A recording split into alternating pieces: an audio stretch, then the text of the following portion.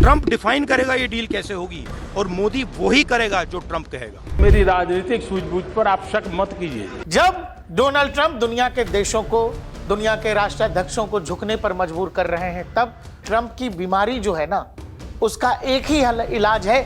उस इलाज का नाम है नरेंद्र मोदी।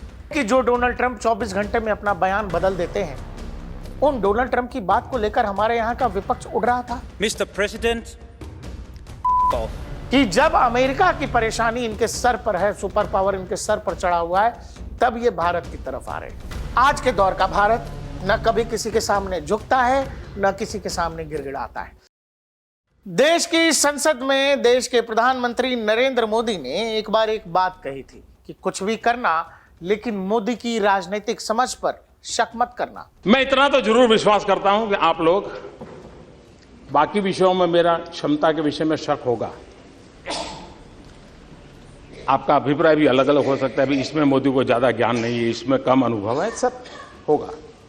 लेकिन एक विषय में आपको जरूर, एक विषय में आप मानते होंगे कि मेरी राजनीतिक सूझबूझ तो है, इसलिए मेरी राजनीतिक सूझबूझ पर आप शक मत कीजिए। दर्शकों, आखिर वो बात जो बहुत पुरानी है हमने आपको क्यों सुनवाई? वो इसीलिए क्योंकि देश में कुछ लोगों को ये लग रहा था कि डोनाल्ड ट्रंप जो कुछ कर रहे हैं उससे भारत झुक जाएगा, भारत दबाव में आ जाएगा। डोनाल्ड ट्रंप देश के प्रधानमंत्री नरेंद्र मोदी पर दबाव बना ले जाएंगे, क्योंकि हमारे ही देश के विपक्ष के नेता खुलेआम कह रहे थे कि ट्रंप जो चाहेगा वो करेगा। ट्रंप डिफाइन करेगा ये डील कैसे होगी और मोदी वही करेगा जो ट्रंप कहेगा। अमेरिकी राष्ट्रपति डोनाल्ड ट्रंप लगातार आते रहे ऑपरेशन सिंदूर के बाद और बतलाते रहे कि उन्होंने भारत पाकिस्तान के बीच सीज फायर कराया। भारत की सरकार मौन रही। भारत की सेना लगातार जवाब देती रही कि पाकिस्तान का डीजीएमओ भारत के डीजीएमओ को कॉल करता है, उसके बाद सीज फायर होती है।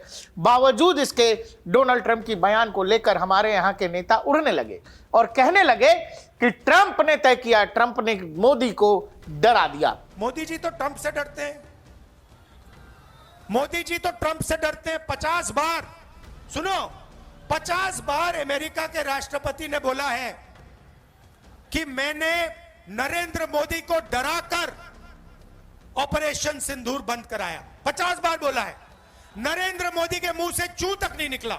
लेकिन इस पूरे खेल का सच क्या है? आज जब डोनाल्ड ट्रंप दुनिया के तमाम देशों को डरा रहे हैं, दोस्त छोड़िए, दुश्मन छोड़िए, किसी का कोई फर्क नहीं है। दुश्मन और दोस्त सब बराबर हो गए हैं, क्योंकि डोनाल्ड ट्रंप के निशाने पर हर कोई है। हाल फिलहाल डोनाल्ड ट्रंप के निशाने पर पूरा का पूरा यूरोप है। डोनाल्ड ट्रंप कह रहे हैं कि ग्रीनलैंड पर कब्जा कर लूंगा, ले लूंगा, ग्रीनलैंड हमारा है, बाकायदा पोस्टर वोस्टर जारी कर दिया है। लेकिन अब सवाल असल ये है, जब डोनाल्ड ट्रंप दुनिया के देशों को, दुनिया के राष्ट्राध्यक्षों को झुकने पर मजबूर कर रहे हैं, तब नरेंद्र मोदी ने चुप रहकर अमेरिका को कैसे हराया है। और डोनाल्ड ट्रंप की बीमारी जो है ना, उसका एक ही इलाज है। उस इलाज का नाम है नरेंद्र मोदी।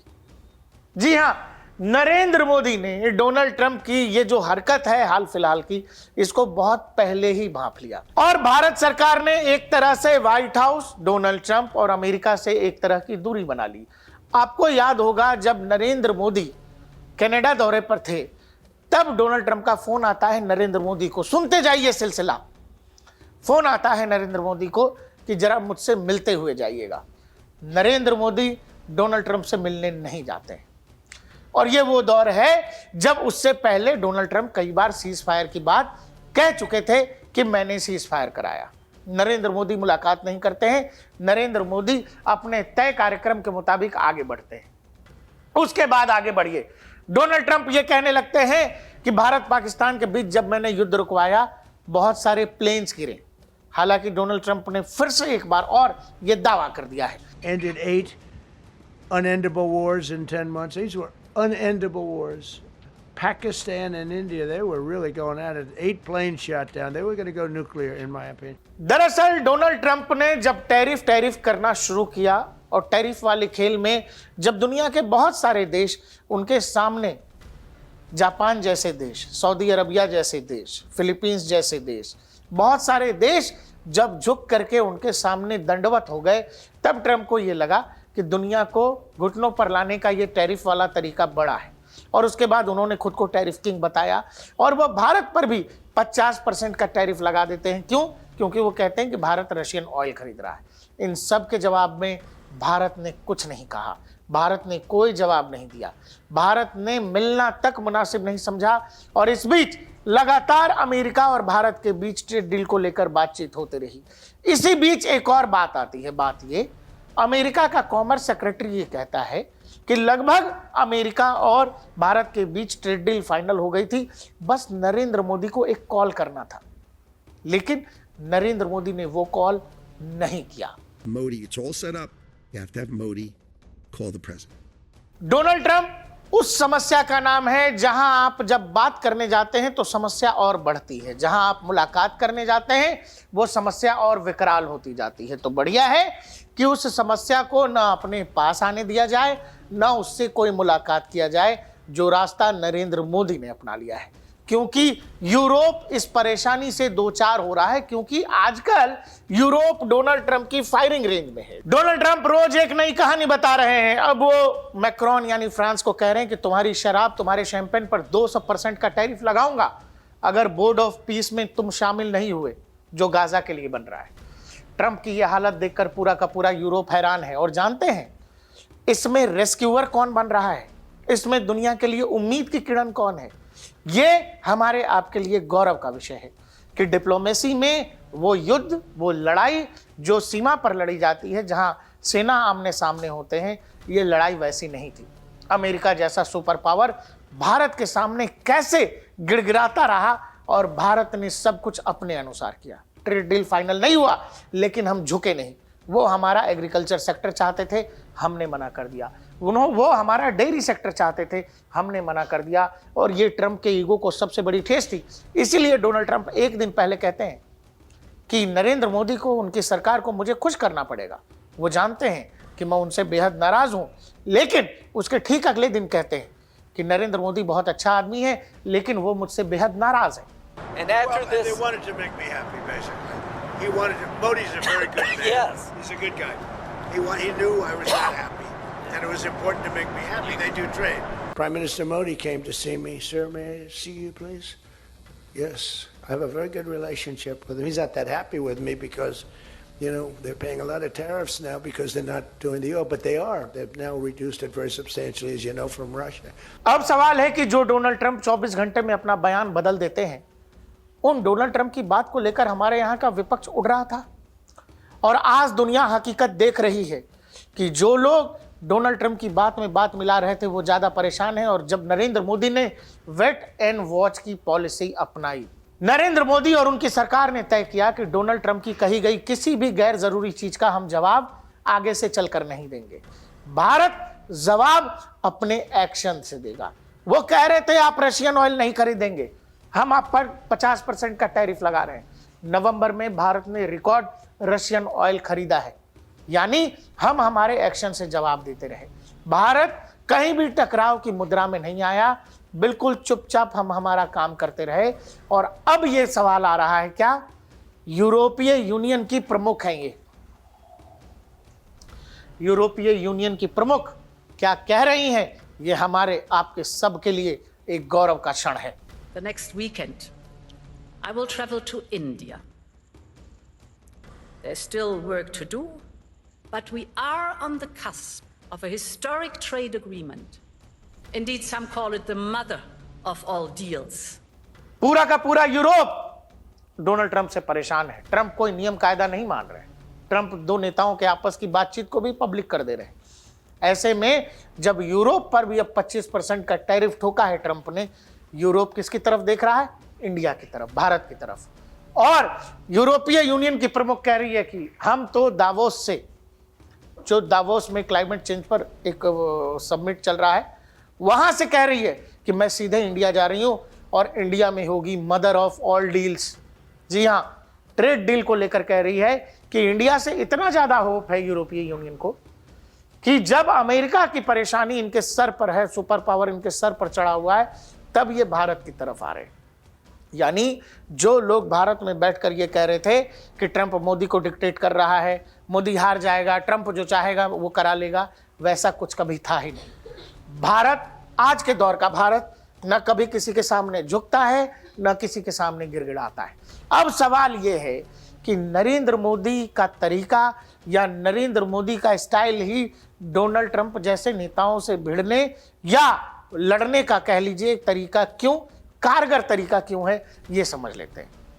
नरेंद्र मोदी ने जब ये समझ लिया कि इस बार डोनाल्ड ट्रंप यही तरीका अपनाने वाले हैं कि वो बार बार सामने से टकराने की कोशिश करेंगे, तो बढ़िया है। चाणक्य नीति में कहा गया है, दीपक वोरा साहब भी कहते हैं कि जब तक तीसरे आदमी के बोलने से, केवल बोलने से हमारा कोई नुकसान नहीं हो रहा है, हमें उस पचड़े में पड़ने की जरूरत नहीं है। हमारे ऊपर जब से टैरिफ फोड़ा गया है तब से हमारा एक्सपोर्ट जो है 22% ऊपर चला गया है।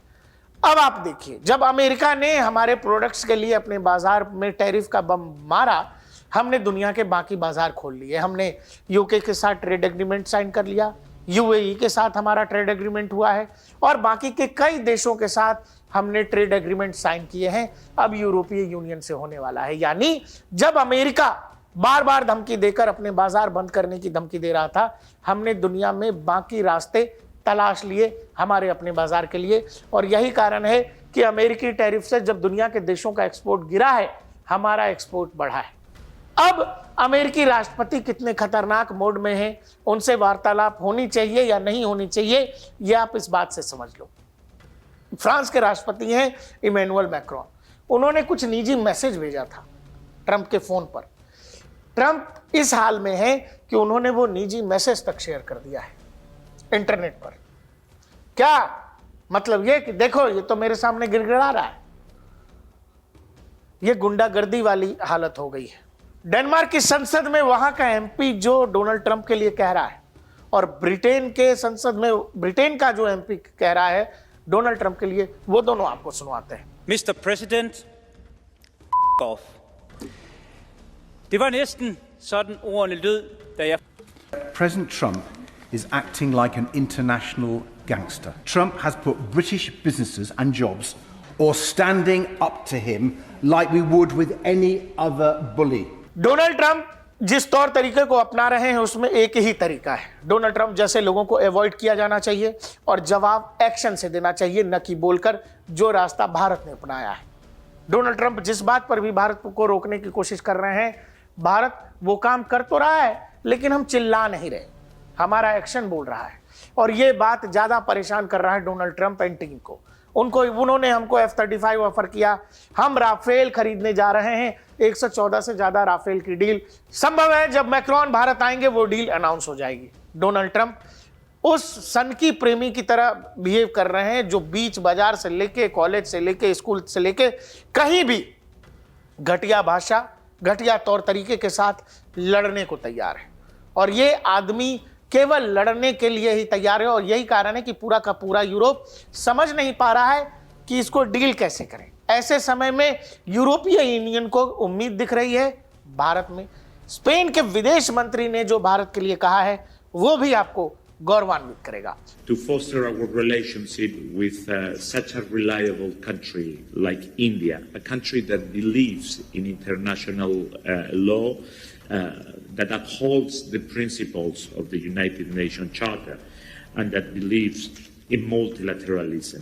अंतर्राष्ट्रीय नेताओं का मजाक उड़ाना, अंतर्राष्ट्रीय नेताओं की मिमिक्री करना, अंतर्राष्ट्रीय नेताओं को तू तड़ाक करना, पर्सनल मैसेजेस इस तरह से पब्लिक कर देना, आपस की बातचीत को गलत तरीके से कोट करना। नॉर्वे को एक लेटर लिखा है वहां के व्हाइट हाउस ने। आप जब अमेरिकी व्हाइट हाउस की तरफ से ये लेटर पढ़ेंगे तो आपको ये लगेगा कि अमेरिका ने अपने राष्ट्रपति पद और व्हाइट हाउस की गरिमा किस कदर गिरा ली है, किस कदर गिरा ली है। आपको ये लगेगा ही नहीं कि डिप्लोमेसी में क्या इस तरह के लेटर्स लिखे जा सकते हैं। इस लेटर का बेसिकली ये मतलब है कि नॉर्वे, तूने मुझे नोबेल पुरस्कार नहीं दिया ना, अब देख मैं क्या करता हूं, अब देख मैं बतलाता हूं।